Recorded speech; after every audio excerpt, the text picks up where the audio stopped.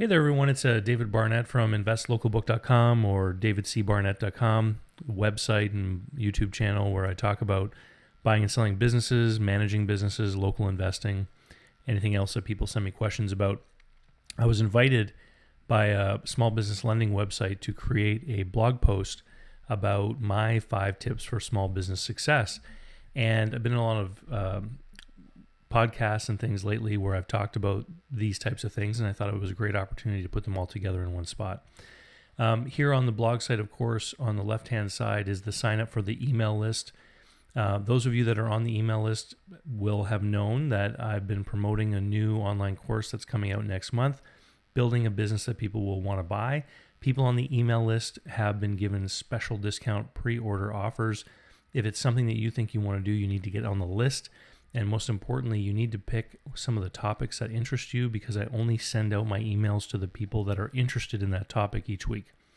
So, top 5 things that I think are keys to small business success. Number 1, it's know your gross margin, make sure it's right. I made videos about this, but I was talking with a guy the other day, a small craft manufacturer. He was making goods and then bringing them to like craft fairs and markets and selling them. And when I asked him, I said, what's the gross margin supposed to be for manufacturing versus distribution versus retail?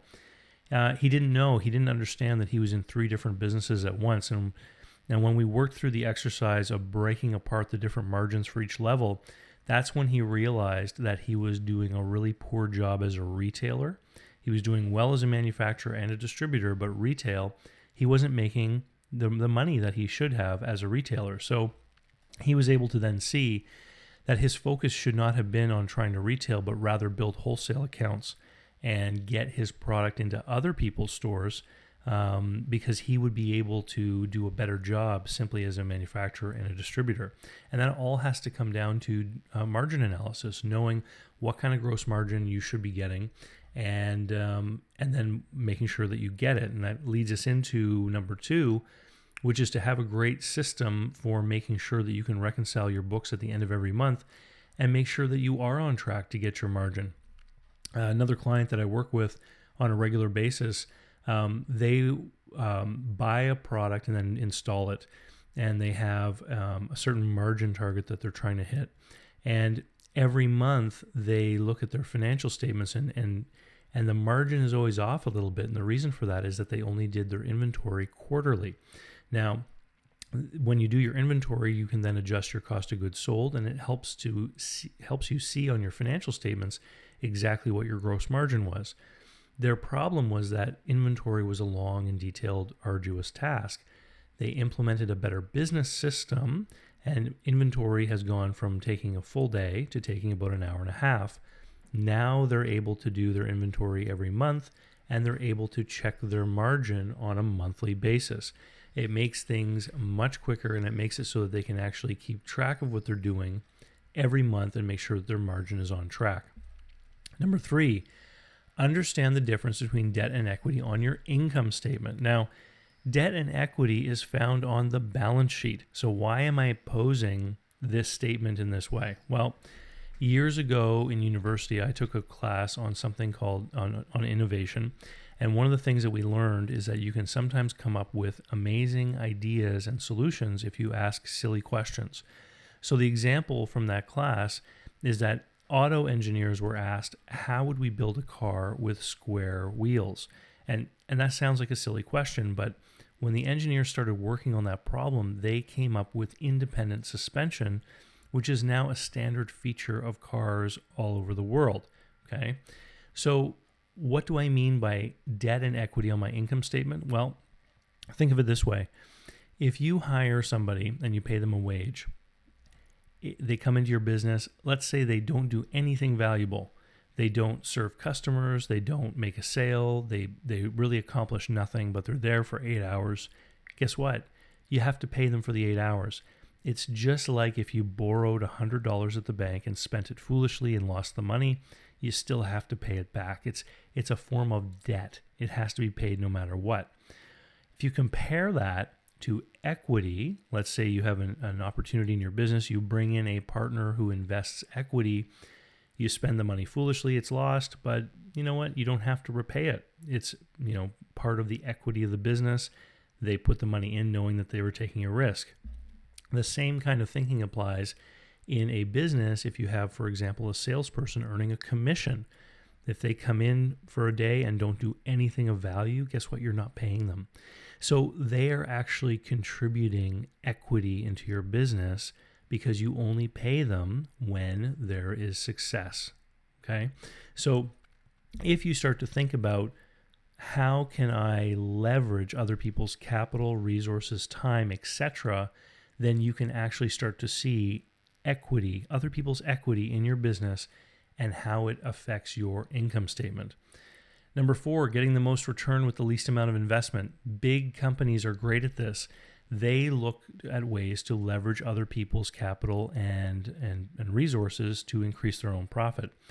I'm always amazed at how quickly some small business people will take on debt to purchase equipment, real estate, build new locations, etc.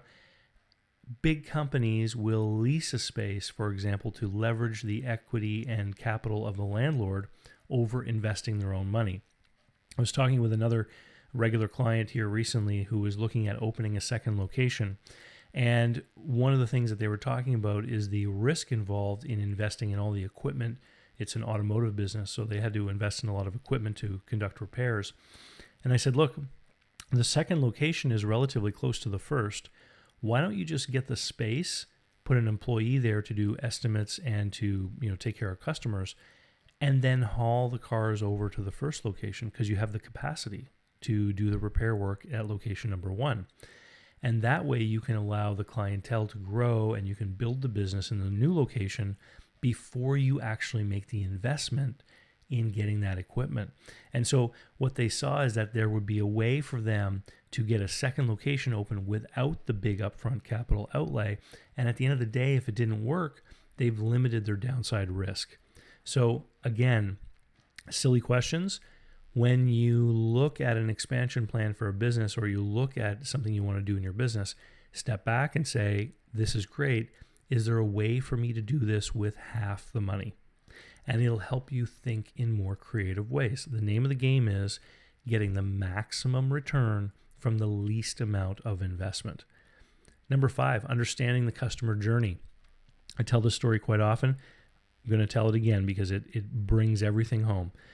When most business people think about their business, they think about their product or service and they try to make it the best possible, but they don't think about what is happening in the minds of their customers who choose to come to their location. So back in my corporate life, when I was traveling around doing meetings with clients, I had an American Express card in my wallet that was given to me by my employer for expenses. So I go into this small town restaurant and I order lunch and I eat the lunch, and then at the end of the meal, they come to collect payment and I try to use my American Express card, and guess what? They won't accept it. And I said, this is a problem for me. And they're like, why? Don't you have another means to pay? And I said, well, I do have another means to pay, but here's what it means. Number 1, I'm going to have to take your receipt. I'm going to have to fill out a paper expense management form, and then I'm going to have to submit that to head office.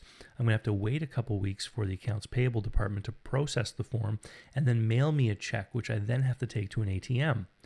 If you accepted American Express, all I would have to do is sign the slip and then look at the reconciliation at the end of the month. It would be done. So by not taking American Express, this restaurant put me through a whole process that was a pain in the butt, quite frankly. So do you think that the next time I go to that town, I'm going to go to that restaurant? Of course not.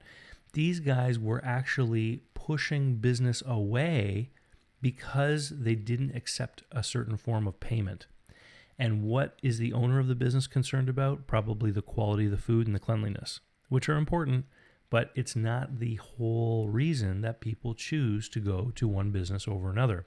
You have to think about what is happening in the minds of the people that choose to go to your business, and more importantly, what's going on in the minds of the people who aren't. Why are they not going to your business? What barriers are you creating whether intentionally or inadvertently, that are preventing people from going to your business. Anyway, hope you enjoyed that. My top 5 tips for small business success. And don't forget, if you're not on the email list, get yourself on there today. It's everyone on the email list gets videos like this 3 days before the public. And that's where I put all the news about my newest products and promotions, etc. Thanks, and we'll see you next time.